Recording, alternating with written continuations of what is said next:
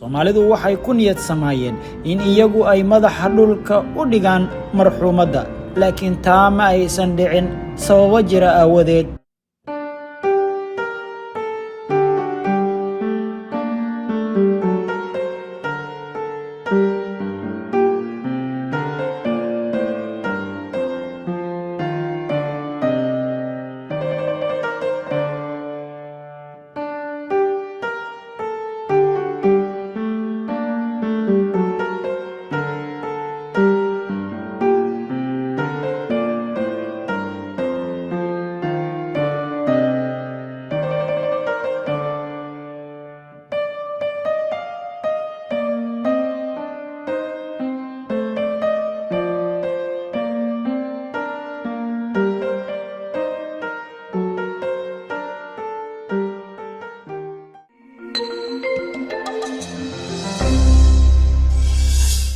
Soomaalidu waxay ku niyad sameeyeen in iyagu ay madaxa dhulka u dhigaan marxuumadda, laakiin taa ma aysan dhicin sababo jira aawadeed. Markii baabuurkii ambalaaska janaasada siday ay timid meesha, waxa ku diyaarsanaa 6 ruux oo loogu talagalay in ay aasaan. Soomaalidii ka soo qayb gashay aaska iyo qabriga waxa loo kala xiray xayndaab si aanay ugu dhawaanin.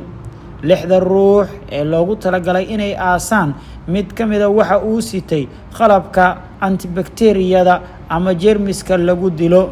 taasoo ay ugu gol lahaayeen in aanay Soomaalidu intooda kale u soo dhawaan, maadaama markii la baaray ugu dambeyntii laga helay COVID-19 positive ah. Way oynayaan dhammaan inta ka soo qayb gashay, wiil, gabar, hooyo, aabbo, walaal iyo qof waliba. Aaska waxaa ka soo qayb galay dad magac iyo maamuus ku dhex leh waddankan aynu ku sugannahay ee Malaysia. Marxuumadda waxaa la geliyey iilka, waxaana loo hagaajiyey nidaamka islaamka iyo qaabka rasmiga ee loogu talagalay. Waxaa markaan lagu shubayaa carro oo waa la aasay, oo waxaa marxuumadda iilkeeda la saaray carrada iyo iyada wax kala xigsada. Aaskan oo ahaa mid si heer sare loo soo agaasimay isla markaana maamuus gaara la siiyey, ayaan anigu waxaan ugu magac daray aas qaran. Waxaana dad fara badan oo magac iyo mansab iyo maamuus ku dhex leh waddankanba ay kor ama sheeda kore ka daawanayeen qaabka loo aasayey. Dhammaantood waxa ay duubanayeen muuqaallo kala duwan. Qaar ka mid ah dadka ayaa wakiil ka ahaa waalidka dhalay marxuumadda, waxa ayna ku jireen live video si waalidka iyo walaalaha ay u tusiyaan qaabka loo aasayo gabadhooda. Dadka ka soo qayb galay aaska waxa ka mid ahaa ganacsatada Soomaalida ee waddankan Malaysia ku dhaqan, khaasatan kuwa xawaaladaha iyo waliba kuwa ganacsiyo kale u furan. Sidoo kale waxa ka soo qayb galay aaskan safaaradda Soomaalida waddanka Malaysia oo ay wakiil ka ahayd sihayaha xilka safiirka ahna qunsulka safaaradda Marwo Amaal Maxamed Saciid, iyo waliba qaar ka mid ah mas'uuliyiinta safaaradda uu qayb ka ahaa xogayaha labaad ee safaaradda Dr. Cumar. Markii uu soo gabagaboobay aaska oo 6 shakhsi loogu talagalay in ay aaska fuliyaan ay hawshoodii dhameysteen, waxa bilowday khudbado ay jeedinayeen qaar ka mid ah mas'uuliyiinta ka soo qayb galay. Khudbadaha intaan u janjeerin waxa lagu furay hadalka aayadaha Quraanka Kariimka ee qolkii Eebe iyo wacdi ku aadan in qof waliba uu dhimanayo maalin uun, kullu nafsin daa'iqatul mawt, isla markaana meesha la jooga ay tahay ku cibri qaadasho. Waa kan mid ka mid ah culimadii maanta ka soo qayb gashay oo isagu dadka u wacdinayo isla markaana dareensiinayo in xilligan ay mudan tahay in la qushuuco. gabadhan walaashayna dahaban ilaahu raxmadaada waasic si rabbi ilaahu waalidiinteena sabr iyo iimaan ilaahu arzuq ilaahu sabr iyo iimaan qalbiga ugu buuxi khayr ka badan ay bedelshaan ilaahay raxmadaada allah siiya saa ku weyn dulqaad iyo sabr iyo raxmad walaalaha u duceeya inta joogtiin ilaahay ku sugo su'aasha u duceeya meesha joogtiin. جزاكم الله خيرا وصلى الله على نبينا محمد وعلى اله وصحبه وسلم. intaa kadib waxaa migraha lagu wareejiyey sihayaha xilka safiirka Soomaalida waddankan ahna qunsulka Marwo Amaal Maxamed Saciid. waxay ka hadashay sida ay uga xun tahay xaaladan iyo weliba dhibaatada soo wajahday qaar ka mid ah Soomaalida waddankan. bal markan aan idinla wadaago qaar ka mid ah hadaladii Mrs Amaal Maxamed Saciid qunsulka safaaradda Soomaalida waddankan ay ka jeedisay munaasabadan. ina dareenkii iyo shucuurta murugada iyo maxaladaha qalbi xanuunka aan dareemayno inaan la qaybsano waalidkeen maadaama waalidiinteedii maanta ay Soomaaliya joogaan una soo wakiisheen waxa weeye safaaradda Soomaaliya in ay waxa weeye duugaan inaan maanta aan tusno lana qaybsano murugadii iyo tacsidii gabadhoodina aan u aasnay annagoo waxa weeye markaa matalayna qoyskii iyo ehladii iyo qaraabadii ay ka gooriyotay ummadda. waxaan kaloo rabaa inaan halkan uga mahadceliyo dhammaantiin oo aad ka soo qaybgasheen aaska Maxamed Dahabo. waxaan kaloo u mahadcelinayaa dhammaan tiimkii waxa weeye sida hadar la'aanta ahayd ee har iyo leyl waxa weeye uga qayb qaadanayay waxa weeye si ay Dahabo cadaalad u heli lahayd waxa weeye safaaradda la shaqeynayay oo ugu horeeya guddoomiyaha jaaliyadda ururka qaxootiga. waxaan sidoo kale u mahadcelinayaa dhammaantiin aad ka soo qayb gasheen aaskan ummadda Soomaaliyeed ee ka soo qayb gashay. runtii waxaa war farxad leh oo maanta aan rabno inaan halkan idinkula wadaagno in eedaysanihii Dahabo waxa weeye dilka ka xaqdaran ku geystay maanta in maxkamadda darajada sare loo wareejiyay kayskiisa Dahabana ay cadaalad helayso. gudoomiyaha jaaliyadda qaxootiga Soomaalida ee waddankan Malaysia mudane Maxamed Cabdiqaadir isoo xasuusi ayaanan goobta wax hadal ka jeedinin maadaama uu aad u mashquulsanaa, laakiin bedelkii waxa migraha qaadatay iyadoo wakiil ka ah jaaliyadda qaxootiga Soomaalida ee waddankan Mrs Ifrah oo ku dheeraatay ahmiyadda ay leedahay in ay iska warqabaan dhammaan Soomaalida waddankan khaasatan kuwa iyadu ay mas'uulka ka tahay ee haysta kaararka iyo warqadaha ballamaha ee UNHCR. waxaana hadaladeedii ka mid ahaa waxaan leenahay marka koobaad inna lillahi wa inna ilayhi raaji'uun. arrintani waa arrin run ahaantii dadka Soomaaliyeed ee ku dhaqan waddankan ku cusub oo ah arrin ugub ah oo aan dhicinin waqti inta aan ognahay. waxaan leenahay marka koobaad waxaan u tacsiyadaynaynaa waalidkii Dahabo Cumar Cali dhalay oo maanta aan waddankan joogin booskoodiina ummadda Soomaaliyeed ee waddankan degani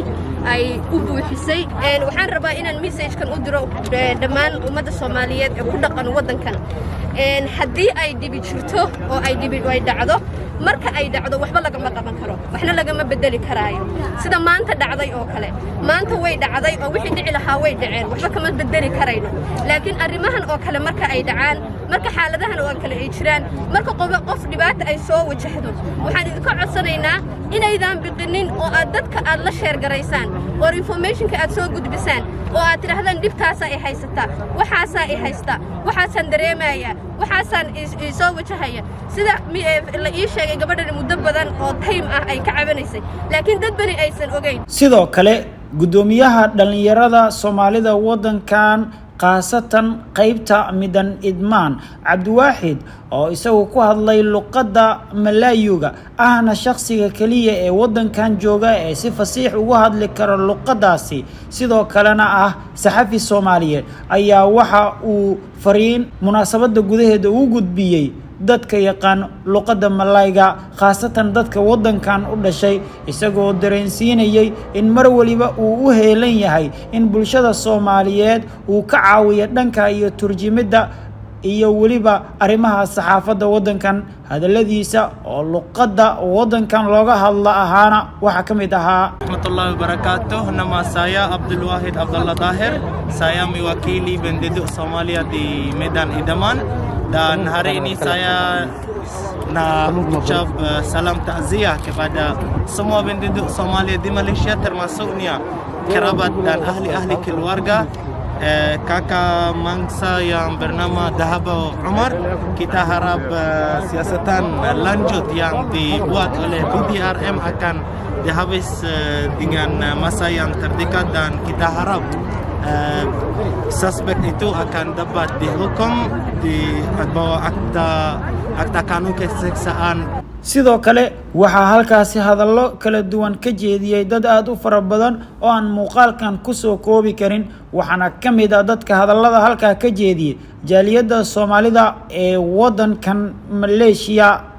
marka laga hadlayo jaaliyadaha wadankan waa labo kuwana waa qaxooti kuwana waa caadi mas'uul ka socday jaaliyadda oo lagu magacaabo siyaasi ahna aqoonyahan Soomaaliyeed saaxiib dhowna la ah bahda saxaafadda Soomaalida ee wadankan ayaa hadalkiisa waxa uu ku soo koobay muhiimadda ay leedahay iska warqabka iyo in qof walba dhibaataysan gacan la siiyo waa kan siyaasi oo arrimaha ka hadlaya golaha shuurada iyo golaha fulinta bay u wakiisheen inaan ka dhaho arrinka walaasheen ku dhacay dahabo jaaliyadda Soomaaliya dalka Malaysia aad ay u xun tahay sida sheegtay Qasar Amal wixii baaritaan ah waxa ku guulay safaaradda Soomaaliya dalka Malaysia waxa u taxsiinaynaa walaasheen dahabo in waxaan rajaynaynaa inay xaqeeda heli doonto ugu dambeyn goobta waxa ka dhacday duco iyo ismarxabayn waxaana Soomaalidu ka muuqatay maanta isjacayl aad u fara badan taasoo la dhihi karo waxa ka dambeysay madaxeedana Allah ka shuba qeyr fara badanna Allah siiye marxuumadda geeriyootay oo gurigeedii saxda maanta si toos u aaday bal markana hadalka ugu dambeeyay ee saxaaf iyo waliba qabriga lagu aasay marxuumad dahabo iyo gunaanadkaba ugu dambeyn daawadayaal halkan ayaa lagu aasay marxuumad dahabo haatan waxay ku jirtaa beedkeeda ama gurigeeda saxda ah amalkeeda ayayna meeshan la galaysaa insha Allah shalay ayaa lagu waday in la aaso laakiin Soomaalidu farxad ayay ku tilmaameen sababtoo ah marxuumad dahabo saakay ayay waxa ay heshay cadaaladeeda oo ninkii dilka u geystay maxkamadda horteeda ayuu ka qirtay in uu kiiskaasi galay qaadigo xanaagsanna waa uu gudbiyay alxamdulillah iyadoo cadaalad heshay ayay qowbsatay Soomaalida inta badan wadankan ku dhaqanna way ka soo qayb galeen waxaan u rajaynayaa iyada in Ilaahay jannadii firdaws uu ka waraabiyo eheladii iyo qaraabadii ay ka baxdayna samir iimaan ka siiyo inna lillahi wa inna ilayhi raaji'uun daawadayaal muuqaalkan inta ayaan ku soo gabagabeynayaa muuqaalkan waxa uu u ahaa gabagabo barnaamij aan kaga hadlayay min bilow dilkii loo geystay walaasheen marxuumadda oo maanta naga hooseysa ilaa ma saakay oo ninkii dilka u geystay xukun cadaalad maray iyadoo haatan halkan lagu aasay waxaan idin kaga tagayaa salaam alaykum wa rahmatullahi ta'ala wa barakaatuh nabadin